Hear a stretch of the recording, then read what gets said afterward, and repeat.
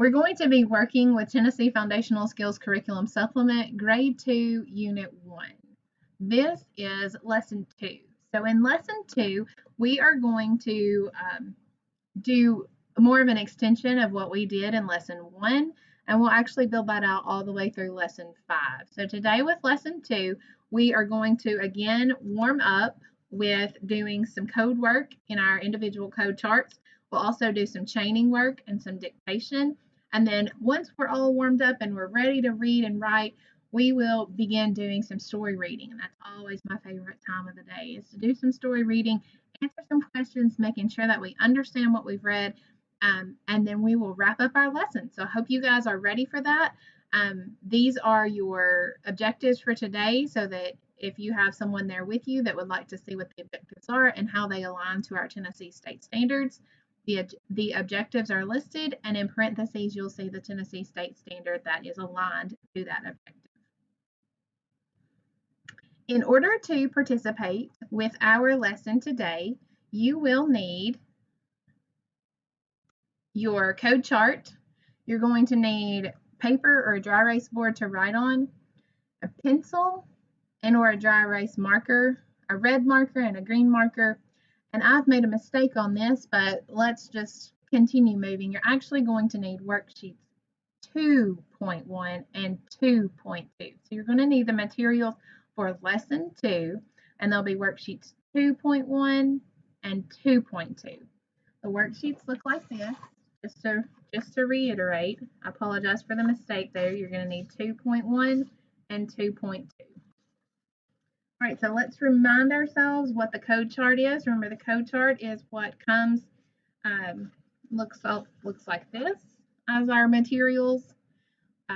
In lesson 1, we talked about how we might want to put it in a folder so that we can keep up with it.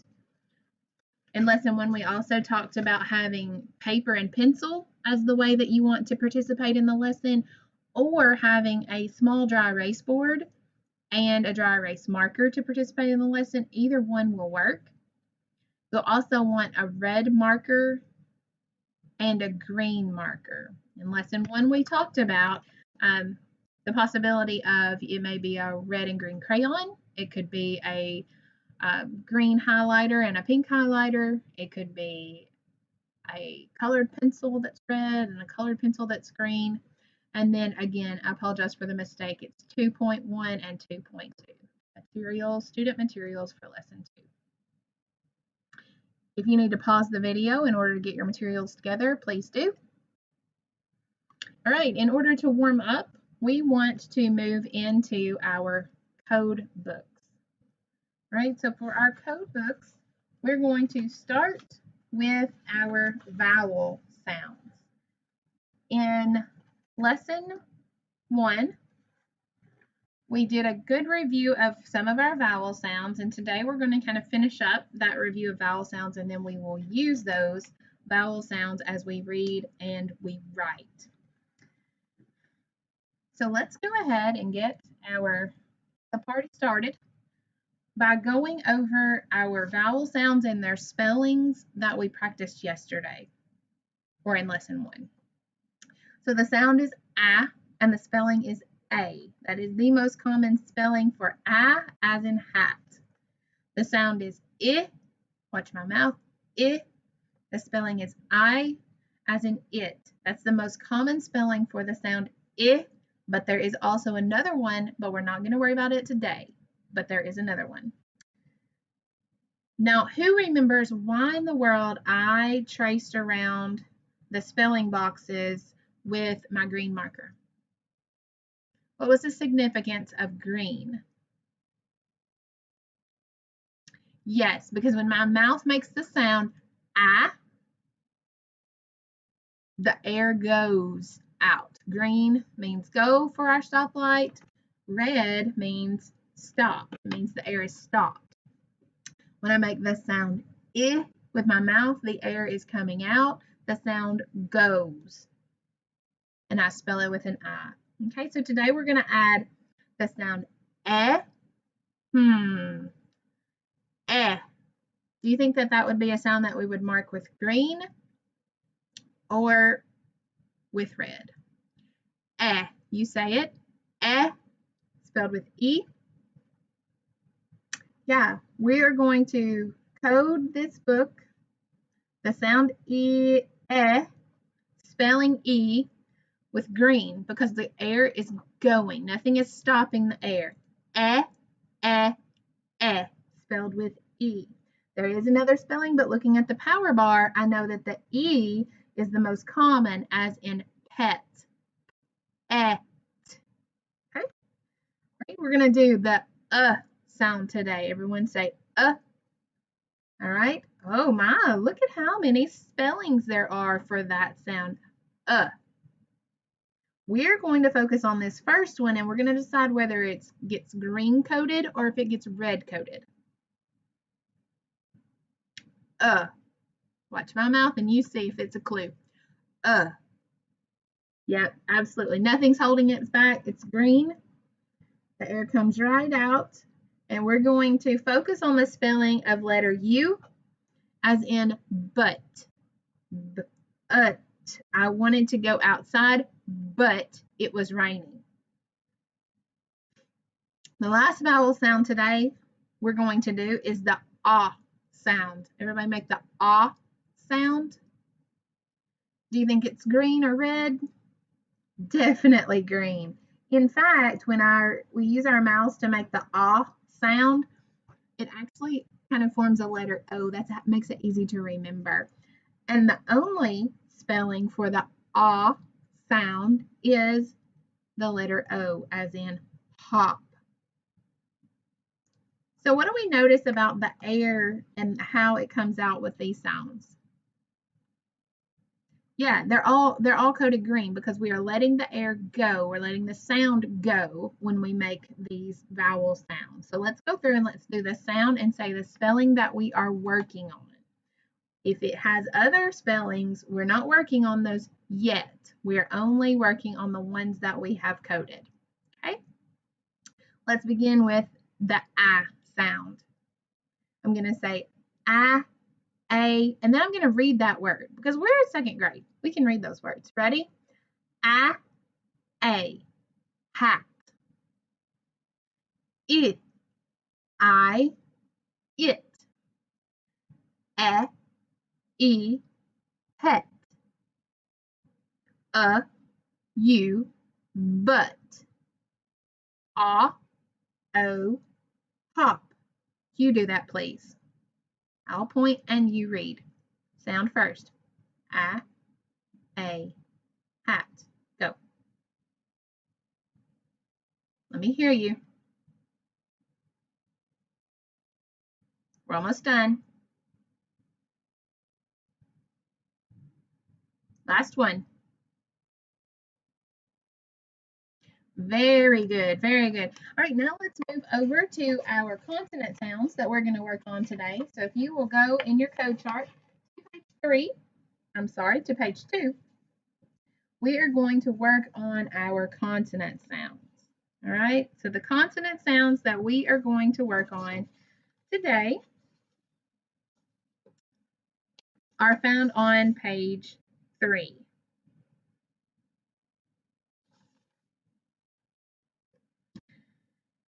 All right, so let's look at our first consonant sound. The first one we're going to focus on is the k sound. Everybody make that sound? All right, when I hear that sound, the most common way to spell it is with the letter C, okay? C as in cat.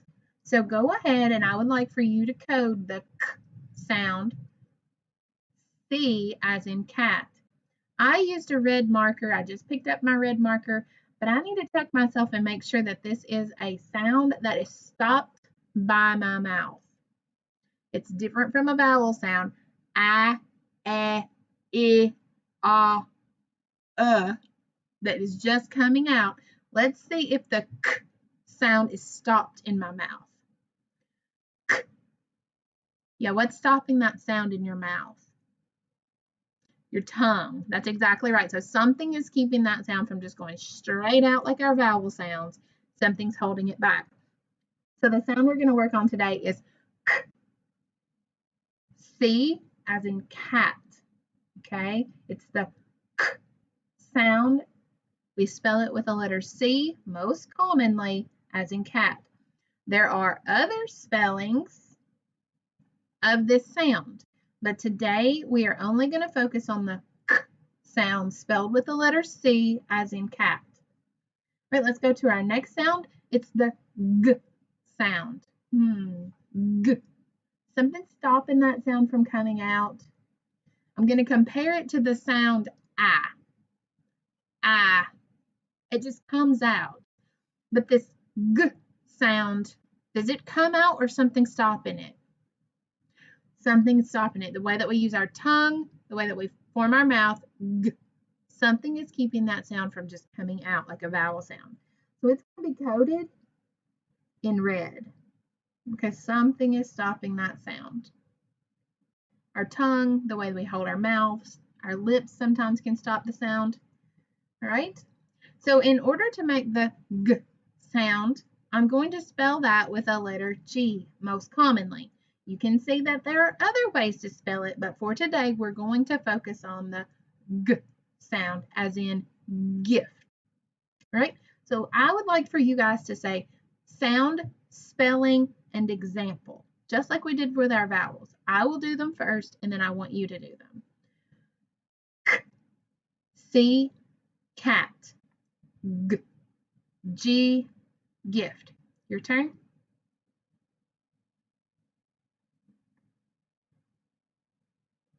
Now, in order for this to be a warm-up, we've got to go back and review the things that we already know. Just like we did with our vowels, we didn't just do our new ones, we did the ones that we know also. So let's go back to page 1, and let's go through all of our consonant sounds, the ones from lesson 1 and the ones from today. All right, so we'll say sound, spelling, example. This is the way it goes. P, pot, okay? I'm going to do them all, and then I'm going to give you an opportunity to repeat after me. All right? P, pot. Your turn. Good. B, bat. Good. T, top. Good. A little bit louder. D, dot. Good. Turn the page. Go to our new ones for today. C, cat. Good. G, gift. Very good. Kiss your brain. Once for vowels, once for consonants. Now I want you to take just a minute. I want you to think about these two colors that you have used. Red and green. Red and green. And I want you to tell me why I use a red marker and why I use a green marker.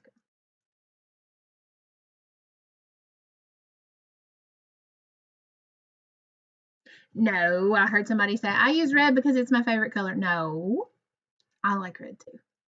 I also like green, but that's not why I use them. Okay, reach deep. Why do we use a red and why do we use a green in our code charts? I think I'm hearing it. Let me hear it, Tennessee. I heard someone say I use a green marker to show me when the sound is one that I let go out of my mouth with nothing to hold back. If you said something like that, you are correct. Very good. Give yourself a thumbs up.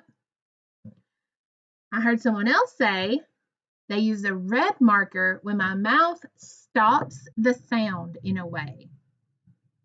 If you said something like that, kiss your brain. Kiss your brain. Very good. All right, let's put our code charts away. And let's move into the next part of our lesson. Right, so the next part of our lesson after warming up with our code chart is going to be chaining. Now, in order to do our chaining, just like we did in lesson 1, you're going to want to have a whiteboard, a dry erase board.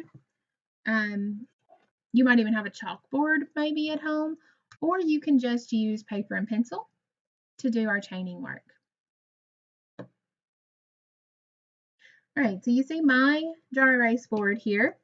I want us to begin our chaining work with the word get. I think I need to flip it the right way. There we go. I want us to begin our chaining work with the word get. G, g, et. Let's say it again. G, et, get. How many sounds does that word have? Three. Three sounds. The first sound I heard was g. Et, get. I heard three sounds, g, et, get, and that's the way that I spelled that. Now we're going to chain. That means we're only going to chain a little bit. We're going to change some letters in and out, but we don't have to completely erase the whole word in order to make our new word. We'll just be changing one or two letters. So I would like for you to change the word get to the word pet. Get, get, pet, et, pet. Yep, I'm going to change my beginning sound from a g to a p. And my new word is et, pet. I want you to change this word et to at, hat. So in order to change the word et to at, I have to change that middle sound. That medial vowel is what we call that. From an eh to an ah. And then I blend and check myself. At, pat. Right, I want you to change that word to bat. From at to b, at. Which letter should I change? I'm going to change my P to a B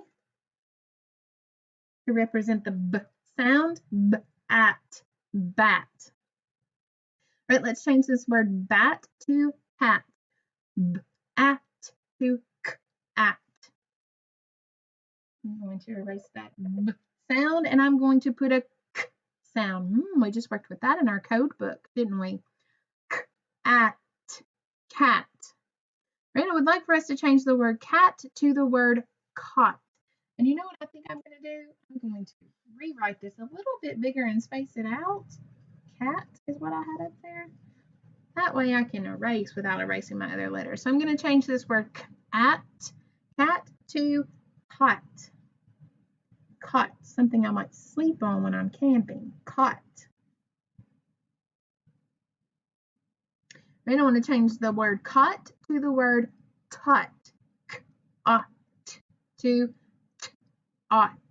Yep, I'm going to change the k to a t, and that word becomes taught. Last one for this chain before you start a new chain that you're going to do. Turn the word taught into the word up. Yes, I need to change that last sound from a t to a p, t, up, top. Excellent job, excellent job. All right, so boys and girls, what you're going to do is I'm going to chain with you, but you are going to be making them and then checking your answers with me. Now, erase, and let's start our new chain with the word got. G, ah, t, got. All right, now I want you to change the word got to caught. Caught. Remember, we just did that one all together. Something you might sleep on when you are camping. Which sound did you change? The first sound from a g to a k, and that word becomes caught. I want you to turn the word caught into the word cut. He cut his sandwich. Cut. K, t. Which sound did you change? I heard somebody use that big language. The medial vowel. Very good. From an ah to an up, we got the word cut. I'd like for you to change the word cut to the word cub. Cub.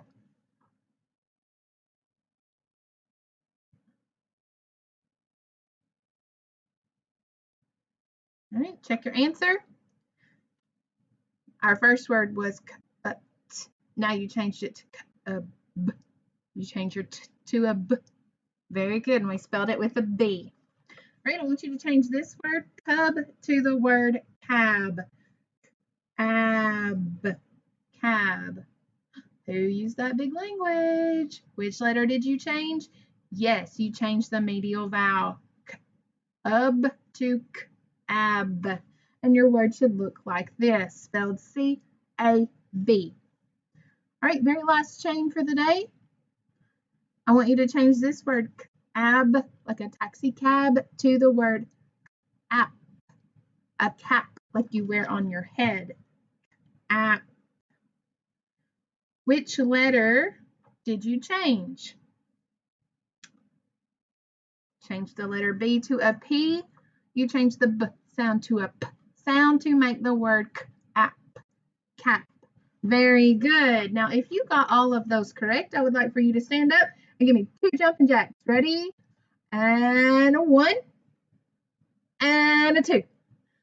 Very good. Unfortunately, I cannot do my jumping jacks and still stay with you guys. So I hope you got a little bit of stretching out there and got some wiggles out as we move into our dictation part of our lesson. So we're going to move from our chaining to our dictation.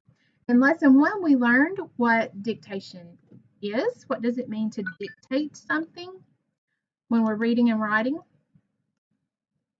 Turn and tell your neighbor, your family member, your puppy dog, your kitty cat, your teddy bear. Yeah, so when we dictate something, that means we say something and someone else writes it down. Just like you might have done in kindergarten, maybe even in first grade, you might dictate or tell your teacher the story, and your teacher would write it down for you underneath your picture. Well, now we get to kind of flip that around. I'm going to be the one dictating to you, and you're going to be the one using your code knowledge to write down what I'm saying. Okay, so you are going to actually have a chance to do dictation on your own as a second grader. So at this point, you can have out your notebook and a piece of paper. You can also have out your dry erase board, whichever is most comfortable for you and the one that you like to use the most. All right, so I'm going to go ahead, and with chaining, we did a lot of erasing. We would write a word and we would erase it. We would change out sounds. But for this dictation, it's actually going to be set up a lot like you might set up a spelling test. Okay, but it's not a test. It's just for us to practice what we've learned so far in our code work and to begin to think about what we might need to still work on. All right, so the first word, number 1. So if you have a piece of paper, you can put a number 1 and a period, and then you're going to write the word that I say. Then we'll go to number 2. You'll write the word that I say, and number 3, you'll write the word that I say, but don't erase. Okay? If you're in a dry erase board, make sure you don't erase. This is a dry erase board, and I'm not going to erase. Okay? So make sure that you leave this in a different space than you do chaining. Okay? I know that's kind of a different switch. So the first word that I would like to dictate to you for you to write is the word pit. Pit. Now, good readers and writers always blend and they segment. I'm sorry, my chair is acting funny again. Good readers and writers blend and segment. So in this word pit, it. Okay, now I know how many sounds it has. Now I need to figure out if I know the spelling for that sound. It. Okay, so I'm going to do this one with you.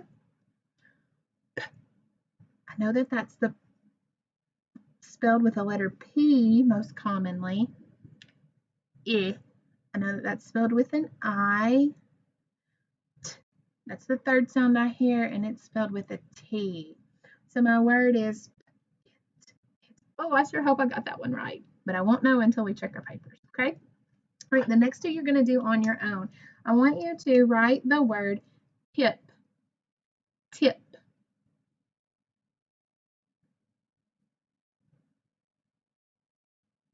And I want you to write the word bib, like a baby bib. Bib.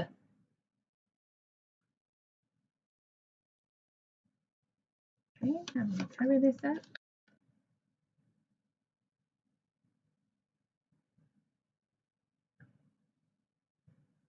I want you to check your answers. The first one we did all together, so everybody gets a smiley face there. We're going to put smiley faces by the ones we get correct. We're going to put question marks by the ones that we haven't gotten correct yet. Okay? Tip. If. Tip. If you got that one correct, give yourself a smiley face. If you didn't get it correct, write it correctly and then still put a little question mark over there. So that'll remind you, hey, I'm not quite sure about this one yet. Okay? Bib. B-ib. If you got that one correct, give yourself a smiley face. If you didn't, of course, just give yourself a question mark because we all make mistakes. And hey, if we didn't make mistakes, we wouldn't know what we need to work on. So make sure that you write it correctly, leave what you wrote, and then write it correctly, and then put your little question mark over there. All right, very good, boys and girls.